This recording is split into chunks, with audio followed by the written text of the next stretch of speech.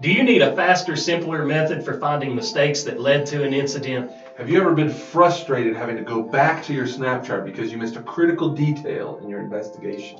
How many times have you taken one step forward and two steps back when investigating a problem? We've recently introduced the new Causal Factor Worksheets that will help you quickly identify mistakes and errors that directly lead to accidents and injuries.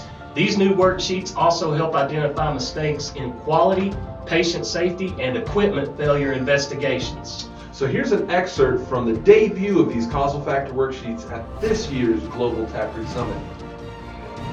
So we show you that to show that even though there are many differences in the terminology used on the Causal Factor Worksheets, they all contain the same elements.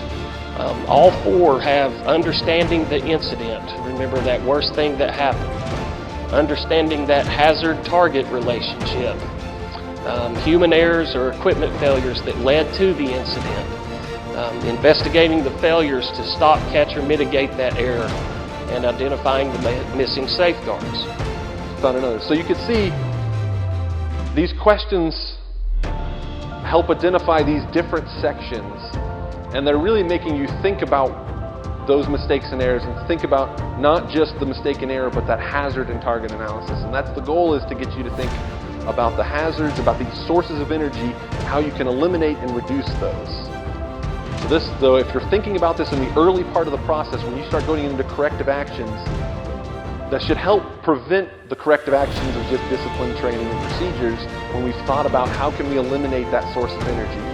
We can get to that higher levels in those hierarchies for corrective actions. So join us for an in-depth overview of these tools in our upcoming webinar.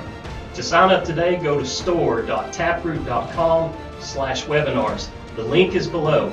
And stop taking one step forward and two steps back in your investigations.